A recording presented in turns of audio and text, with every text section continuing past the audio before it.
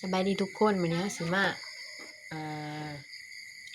สิมาเว้าแต่ละคำเนาะคนนี้แม่นลาวใต้คนนี้แม่นลาวเทิงว่าสำเนียงมันสิถูกมันสิคือกันบ่น่าสิถามลองเว้าเด้อลาวใต้สบายดี สบายดี จะเว้าจะลาวใต้จะมาหาฟังคนดี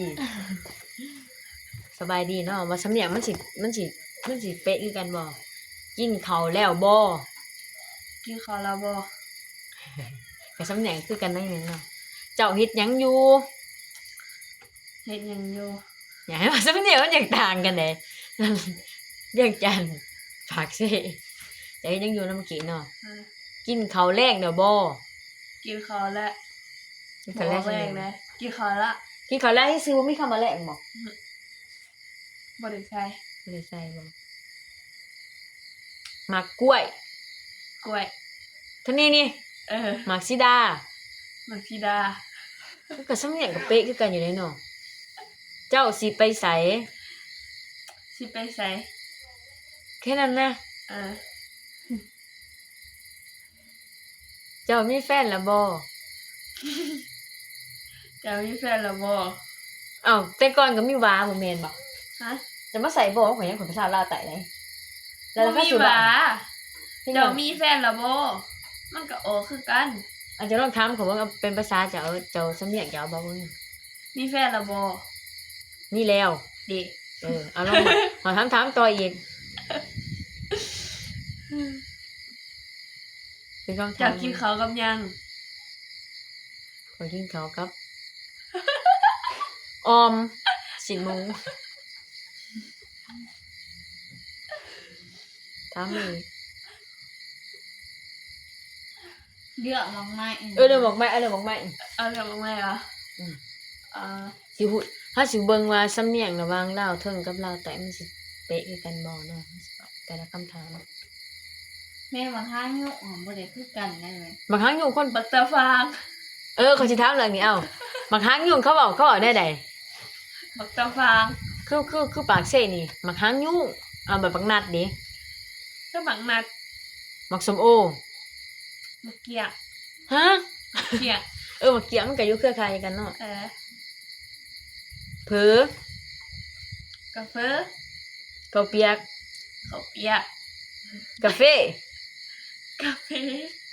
มันออกคือกัน บ่มันอยากต่างสำเนียงมันต่างนี่ มัน เนาะ สำเนียงมันตาเป็นบางบาท มันบานบ่ คือแบบบักสู้ แม่ขั้นจอกมัน เอาขั้นจองเอาลาวใต้ขั้นจอง คันโฮม พักซุกเหมือนพักเอง พักสู้เอาลาวใต้พัก กะ สู้ ล กะลำสิถามอย่างนี้ ำเอาเนี่ย ลาวใต้ถามลาวเทิงอีหยังนี่จักมุ่งแล้ว จังมุงเนี่ยมันออกคือกัน คือกันเนาะมันมีคำไหนที่แบบต่างจากลาวใต้บ่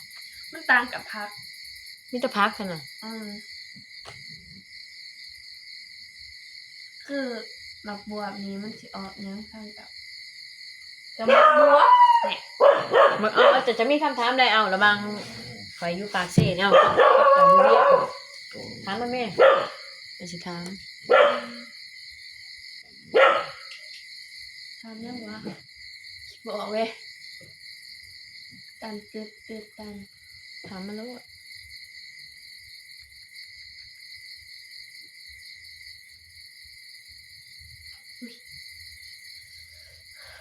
คิดกันเด้อ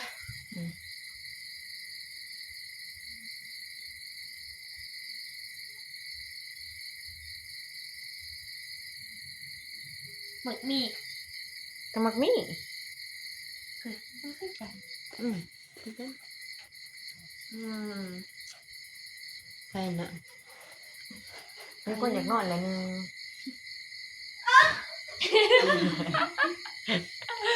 จบอีหยังวะสิเอาหยังวะเดี๋ยวลองถามคนมดหมูไอ้หอยท่าน ว่าสิถามหยังบ่โทรศัพท์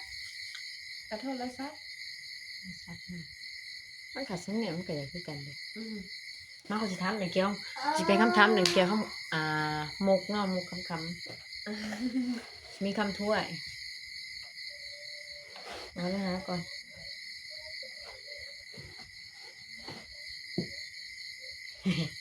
อาจจะทำเลยทุกคนอย่าให้มันจะทำกัน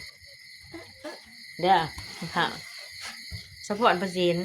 รองเท้าอะไรหายาก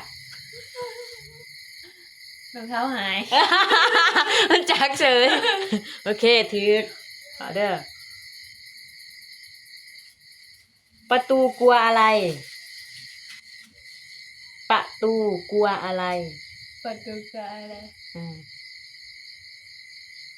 กลัวหาย อืมใส่เฉลยบ่ ช่วยเซนเจ้บัดจักนะประตูกลัวอะไร เอาสิอะไรสิบอกเอาสิตั้งคำถามอีกประตูกลัวอะไรเฉลยบ่ เลยจ้ะ กลัวไฟเพราะมีประตูหนีไฟฮ่าฮ่าฮ่าวันอะไรไม่ควรสระผม มันผิด โมเมนต์มันสิน มันใจแล้วบ่ ว้าวมันนี่ยังบ่ควรสระผม แม่น มันสินวันที่บ่ได้อาบน้ เฉลยบ่ ำถ้วยพิษ ดีทูไหนเฉลยวันพฤหัสเพราะวันพฤหัสบดี ฮ่าฮ่าฮ่าฮ่า มันทาง อ่ะเด้อ เดี๋ยวแหละ วันนี้เมนู เดี๋ยวคนก็เล่น ผู้ชายกับผู้หญิงใครปัสสาวะไกลกว่ากัน ไปยิง ฟังไม่ไรผู้ชายกับผู้หญิงใครปัสสาวะไกลกว่ากัน ซ้าย เฉลยมันใจบ่ เอ้ย ให้เฉลยบ่ มันใจ10% 10%วันที่เดียวดิ หายไป เอา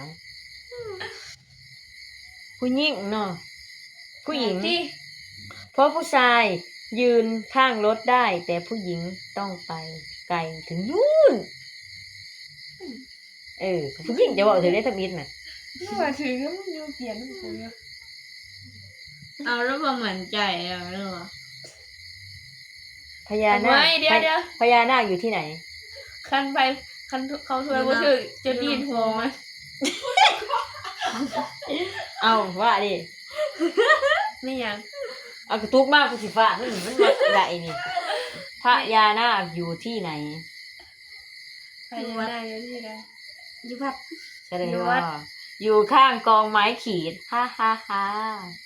เงินสกุลอะไรน่ากลัวที่สุด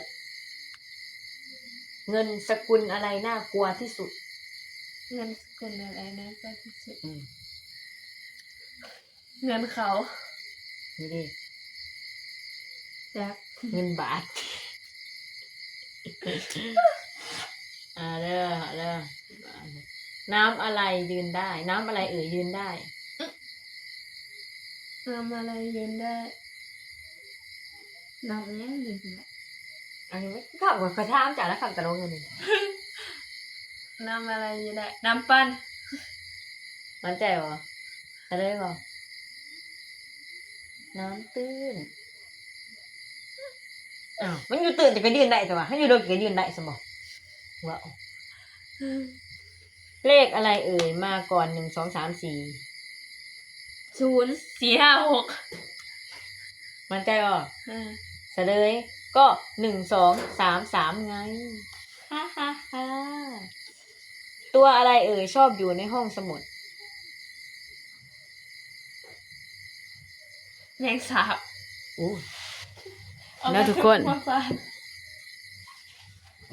ตัวอะไรชอบอยู่ใน ห้องสมุด ตัวอะไรอ่ะ กับกู โอ้ยเฉลยบอก เออ ตัวหนังสือ แม่มึง เออ ลูกเล่นบาสแล้วแม่ประนามเอาเสียงคำไมเด้อ ว่าคำยังไงดิจะเลยซอยกันไหม เออ มาช่วยซอยกันตี มุกตลก เพ ผู้ทำให้หัวเราะได้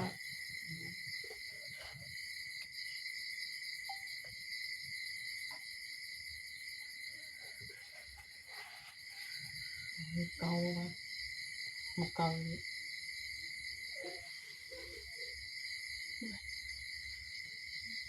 จุ่มน้ำเลยซะค่ะสิพันนะ ก็อยากจุ่มได้อยู่เนาะ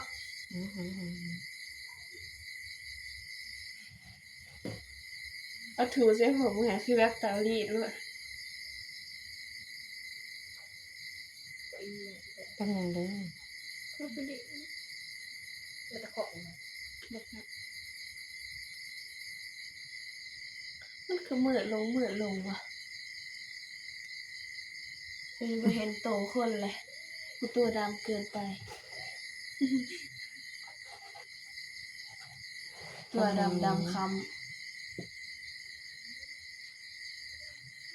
มองคำนะช่วงนี้ เพราะว่า พูดกูดำก็ได้ กูเลยอยู่มองคำมันคำใจมาก มันมีหมกขีดเลยมันมีแต่ข้าวถ้วยมียังไอเดียยังบอกว่าไม่บอกไม่ แอมบอกลูกมีไอเดียบอกเขียนบอกแล้วไง เอารู้ว่าเด้อ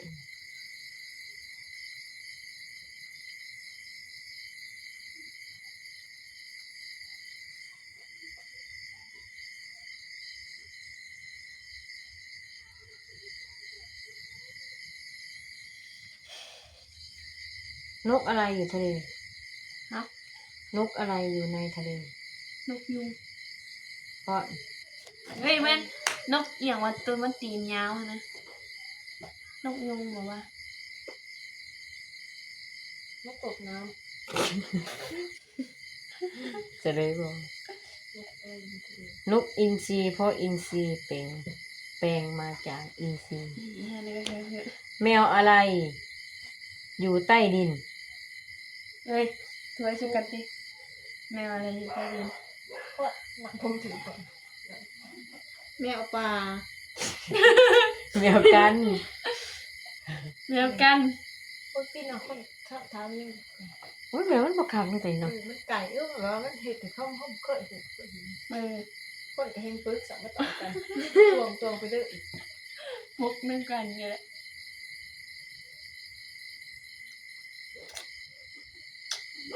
เอาเดือดคำคมโดนใจบ่ สอบคำคมดีๆมาซะ ให้บ่ขอสิบ่หาคือเองนี่จะเปิดเพลงเอ็ม อย่าเปิดเลยมันปิดเรียบเลย คำคมสบายดีทุกคน เออ สอนเดินคำคมวันนี้ข้างหน้านี่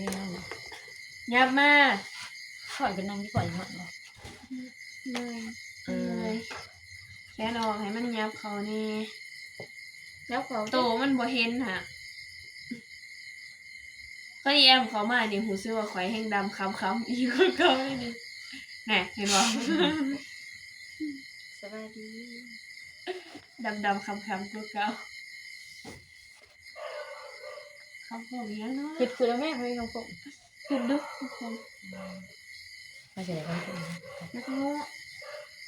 ลวกก็คอยอันนี้ เด้อ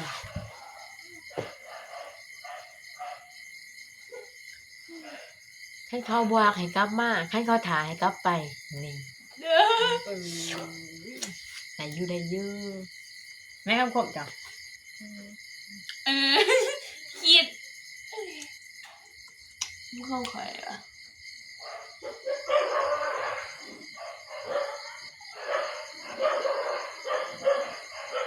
แหมจริงแล้วคิดว่าเว้ยสมองมันตื่นตัน เตือน ตื่น เอาภาษาตัวเขาเบาเป็นสำเนียงที่สั เดี๋ยวมึงบอกอยู่เมื่อกี้เพื่อนบอกมันบอกทั้งอย่างคล้ายๆกันนะ มันอยากคล้ายกันนี่แต่พวกพักบางส่วนมันก็คือกัน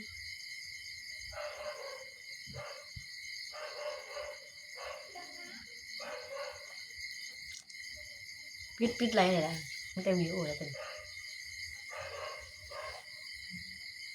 วันนั้นก็เตรียมการ์ดมาใหม่ ร้อนบ่พอถึงเมื่อบ่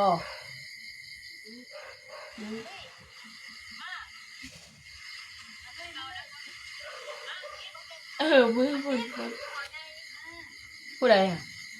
โอ้ยผล มือคอยอะไรเลยนี่โต นี่กระเทาะบ่อยู่